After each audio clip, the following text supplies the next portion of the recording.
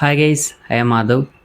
ചില സിനിമകൾ, സീരീസുകൾ നമ്മൾ കണ്ടിട്ട് കുറേ നാളായിട്ടുണ്ടാവും. അതിലെ കുറേ സീനുകളും സാധനമൊക്കെ നമ്മൾ മറന്നിട്ടുണ്ടാവും. പക്ഷേ എങ്കിലും അത് നമുക്കൊന്നൊരു ഫീല് എപ്പോഴും മനസ്സിൽ അതേ ലെവലിൽ തന്നെ ഉണ്ടാവും. അങ്ങനത്തെ കുറേ സിനിമകൾ, സീരീസുകൾ എനിക്കുമുണ്ട്. അതിലൊരെണ്ണം നമ്മൾ കഴിഞ്ഞ ദിവസം ചെയ്തു. ഒരു I want to eat your pancreas എന്ന് പറയുന്ന ആ ഒരു അനിമെ മൂവിയുടേത്. അങ്ങനെ കുറേ സാധനങ്ങളുണ്ട് എൻ്റെ മനസ്സിൽ. മറന്നു പോയിട്ടുണ്ടാവും പല സീനുകൾ. പക്ഷേ അത് തന്നൊരു ഫീല് എപ്പോഴും മനസ്സിൽ അങ്ങനെ തന്നെ ഉണ്ടാവും. എൻ്റെ അങ്ങനത്തെ ഒരു അനിമെ സീരീസാണ് ഡെത്ത് നോട്ട് എന്ന് പറയുന്നത്. ഡെത്ത് നോട്ട് ഞാൻ അനിമയുടെ ആ ഒരു വേൾഡിലേക്ക് കടക്കുന്ന ആ ഒരു തുടക്ക സമയത്ത് കണ്ടൊരു അനിമയാണ്. ആൻഡ് ഇതിലെനിക്ക് ഏറ്റവും ഫസ്റ്റ് തോന്നിയൊരു ഇമ്പ്രഷൻ എന്ന് പറയുന്നത്, അതുവരെ കണ്ടുവന്ന അനിമകളുടെ ഒരു ശൈലിയല്ല ഇതിന്.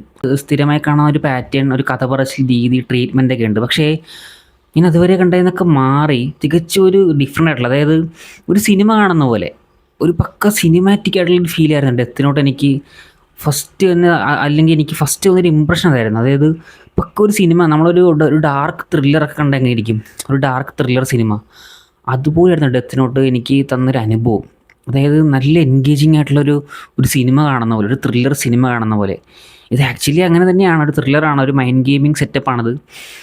അപ്പോൾ ഇതിൻ്റെ ഒരു ടൊണാലിറ്റി അങ്ങനെയാണ്. അതായത് ഒരു ഡാർക്കായിട്ടുള്ളൊരു സിറ്റി, ഒരു ജപ്പാൻ സിറ്റി, ആ ഒരു മൊത്തത്തിലുള്ള ഡ്രോയിങ്ങും പരിപാടി എല്ലാം ഭയങ്കര ഡാർക്കാണ്. ആൻഡ് ഇതിൻ്റെ കഥയും ഡാർക്കാണ്. ഇതിലൊരു ഫിക്ഷണൽ എലമെൻ്റ് ഉണ്ട്, അതാണ് ഈ ഡെത്ത് നോട്ട്. റിയൂക്ക് എന്നൊക്കെ പറയുന്ന ഒരു ഫിക്ഷണൽ ക്യാരക്ടറൊക്കെ ഇതിലുണ്ട്. കുറച്ച് കാര്യങ്ങൾ ഞാൻ പറഞ്ഞ പോലെ എനിക്ക് ഓർത്തെടുക്കാൻ പറ്റുന്നില്ല.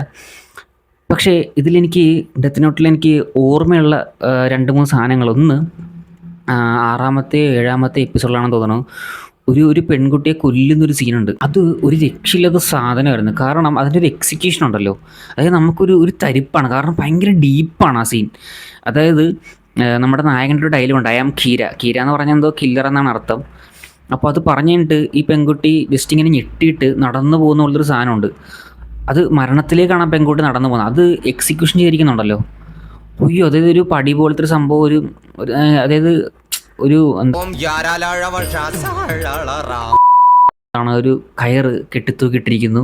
ആൻഡ് ആ പടിയിലൂടെ അവൾ കയറിപ്പോകുന്ന പോലത്തെ ഒരു ഇമാജിനേഷനറി വിഷ്വലൊക്കെ അവിടെ കാണിക്കും. അത് മരണത്തിലേക്കാണ് അവൾ നടക്കുന്നതെന്നുള്ളത്. ആൻഡ് ആ സമയത്തുള്ള സ്കോറിങ്, എൻ്റെ പൊന്നൊരു രക്ഷിത സ്കോറൊക്കെ ഉണ്ട് ആ സമയത്ത്. അങ്ങനെ ആ സീനോടെ കൂടെ ആ എപ്പിസോഡ് എൻ്റെ ആണെന്നാണ് എനിക്ക് തോന്നുന്നത്. അയ്യോ, ആ സീൻ ഭയങ്കര ഡീപ്പാണ്. എന്ത് റൈറ്റിംഗ് ആണ്, അല്ലെങ്കിൽ എന്ത് എക്സിക്യൂഷനാണെന്ന് നമുക്ക് തോന്നും ആ സീൻ കാണുമ്പോൾ. എനിക്ക് ഓർമ്മയുള്ളത് ഏറ്റവും പെട്ടെന്ന് മൈൻഡിലേക്ക് വരുന്നൊരു സീനാണ് ഡെത്ത് നോട്ട് എന്ന് പറയുമ്പോൾ. പിന്നെ അതിൻ്റെ എൻഡിങ്ങും, അതായത് ഈ സീരീസിൻ്റെ എൻഡിങ്ങും പൊളിയാണ്. ഞാൻ പറഞ്ഞ റീക്ക് എന്ന് പറയുന്ന ഫിക്ഷണൽ ക്യാരക്ടർ ഉണ്ട്. ആളെയൊക്കെ വെച്ചിട്ട് ആളുടെയൊക്കെ ഒരു സീനുണ്ട് എൻഡിങ്ങിൽ, ലാസ്റ്റ് ഷോട്ട്. അതിൽ ആൾ പറയുന്ന ഡയലോഗൊക്കെ ഉണ്ട്. അപ്പോൾ ഈ ഡയലോഗ്സിൻ്റെ കാര്യം പറഞ്ഞാൽ എല്ലാ ഡയലോഗിലും ഈ പറയുന്ന പോലെ കിട്ടില്ല. ഡയലോഗ്സിൽ തന്നെ അവർ പിടിച്ചിട്ടുള്ള കുറേ സാധനങ്ങളുണ്ട്. പിന്നെ ഇതിൽ നായികയുണ്ട്, മീസയോ അങ്ങനെ എന്താണ് പേര്. പുള്ളിക്കാരുടെ ക്യാരക്ടർ ഭയങ്കര ഇൻട്രസ്റ്റിംഗ് ആയിട്ടുള്ളൊരു ക്യാരക്ടറായിരുന്നു. പിന്നെ ഇതിൻ്റെ അകത്ത് ഈ സീരീസിലൂടെ പോകുമ്പോൾ തന്നെയുള്ള കുറച്ച് ഹ്യൂമർ കാര്യങ്ങളൊക്കെ ഉണ്ട്. അത് നല്ല വർക്കിംഗ് ആണ്. ചില സാധനങ്ങൾ നമ്മൾ നല്ലോണം ചിരിക്കുന്ന അങ്ങനത്തെ കുറേ ഏരിയകളുണ്ട് അതിൽ നമ്മുടെ നായികയുടെ കുറേ സാധനങ്ങളൊക്കെ ഉണ്ട്. അതൊക്കെ നൈസായിരുന്നു. ദെൻ ഇതിൽ ക്യാരക്ടർ റൈറ്റിംഗ് എന്ന് പറയുമ്പോൾ നമ്മുടെ നായകൻ ലൈറ്റ് യാഗമി, പിന്നെ എല്ലെന്ന് പറയുന്ന പുള്ളി നായകനാണെന്ന് വേണേൽ സങ്കല്പിക്കാം. കാരണം അതേപോലെ തന്നെ ഇമ്പോർട്ടൻസ് ഉള്ളൊരു ക്യാരക്ടറാണ്.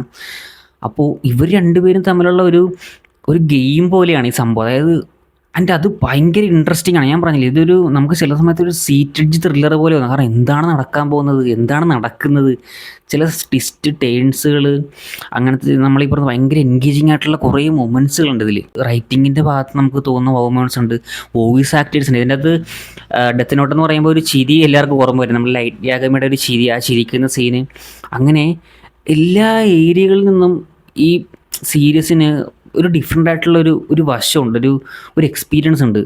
അത് നമ്മൾ മറക്കത്തില്ല. അത് അന്യായമാണ്. ഒരു ആബ്സല്യൂട്ട് സിനിമയാണ് ആക്ച്വലി ഡെത്ത് നോട്ട് എന്ന് പറഞ്ഞാൽ എന്നെ സംബന്ധിച്ച്. ഒരു കാര്യം മറന്നു, അതായത് ഞാൻ അനിമെ സ്റ്റാർട്ട് ചെയ്യുന്ന ടൈമിലൊക്കെ വീടിൻ്റെ അവിടെ ജൂൺ ആ ടൈമിലൊക്കെയാണെന്ന് തോന്നുന്നു. അപ്പോൾ നല്ല മഴയുണ്ടായിരുന്നു പുറത്ത്. മഴയുള്ള ഒരു മഴക്കാലമായിരുന്നത്. അപ്പോൾ വീടിൻ്റെ അകത്തൊക്കെ നല്ല ഡാർക്കായിരിക്കും. അപ്പോൾ ജനലൊക്കെ അടച്ചിട്ടിട്ട് ഹെഡ്സെറ്റും വെച്ചാണ് എല്ലാം കാണുന്നത്. സിനിമ ആണെങ്കിൽ സീരിയസ്. അപ്പോൾ ഡെത്ത് നോട്ട് ഞാൻ പറഞ്ഞില്ല, ഓൾറെഡി ഡാർക്കായിട്ടുള്ള വേൾഡാണ്, അങ്ങനത്തെ ഒരു ടൊണാലിറ്റിയാണ് അതിന്. അങ്ങനെ പിന്നെ ഒരു കഥ പറച്ചിൽ രീതി തന്നെ ഭയങ്കര എന്താ പറയുക, മൂടി ആയിട്ടുള്ള രീതിയിലാണ് പറഞ്ഞു പോകുന്നത്, ഭയങ്കര സീരിയസ് ആയിട്ട്. അപ്പോൾ ഹെഡ്സെറ്റും വെച്ച് അങ്ങനത്തെ ഒരു ഡാർക്ക് റൂമിലിരുന്ന് ഡെത്ത് നോട്ട് കാണുമ്പോൾ കിട്ടുന്ന ഒരു ഫീൽ ഉണ്ടായിരുന്നു.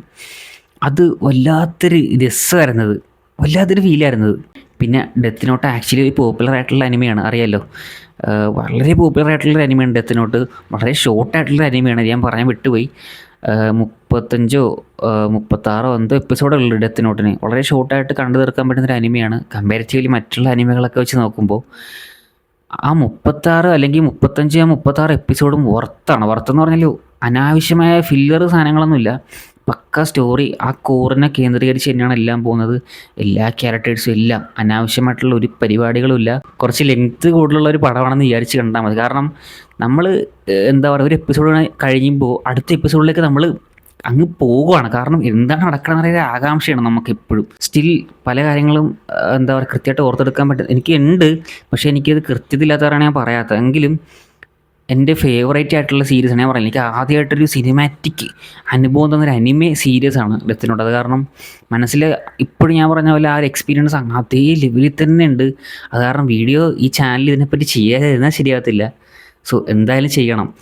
ഒരു മാസ്റ്റർ പീസ് തന്നെയാണ് ഡെത്ത് നോട്ട്. കാരണം എൻ്റെ റൈറ്റിംഗ് ഒന്നും ഞാൻ പറഞ്ഞില്ല, അയ്യോ കിട്ടില്ലാണ്. അങ്ങോട്ടും ഇങ്ങോട്ടും എന്താണ് നമ്മുടെ ലൈറ്റ് യാഗമി എല്ലി ഇവർ തമ്മിലുള്ള ഇവിടെ നിന്ന് പറഞ്ഞാൽ ഇങ്ങോട്ട് കൊടുക്കുമ്പോൾ അവിടെ നിന്ന് ഒരു പണി അങ്ങോട്ട് കൊടുക്കുന്നു എന്നൊക്കെ പറയുന്ന പോലെ അങ്ങനത്തെ കുറേ സാധനങ്ങളുണ്ട്. ഭയങ്കര ഇൻട്രസ്റ്റിംഗ് ആണ് എൻ്റെ ഒരു വാച്ചിങ് എന്ന് പറയാം. ആ ഒരു പീരീഡ് എന്ന് പറയുന്നത് നമുക്ക് ഭയങ്കരമായിട്ട് എൻജോയ് ചെയ്ത്, ഞാൻ പറഞ്ഞില്ലേ. പിന്നെ നമ്മൾ കാണുന്ന ആ ഒരു സീസൺ, മഴ ഉള്ള സീസണിലൊക്കെ ആണെങ്കിൽ കുറച്ചും കൂടെ കിട്ടുമായിട്ട് എൻജോയ് ചെയ്യാൻ പറ്റുന്നൊരു സീരീസും കൂടെ ആയിരിക്കും.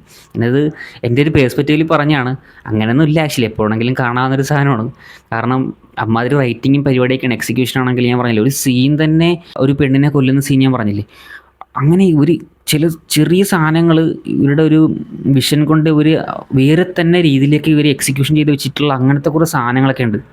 നമ്മൾ നോക്കുമ്പോൾ ചെറിയൊരു സാധനമായിരിക്കും, പക്ഷേ എക്സിക്യൂഷൻ ഈസ് എന്താ പറയുക വേറെ ലെവലിൽ പരിപാടി. അങ്ങനത്തെ കുറേ സീനുകളുണ്ട് ഇതിൽ. പിന്നെ ഞാൻ പറയാം score, all technical department, animation എല്ലാം വെറുതെ പൊള്ളിയാണ്.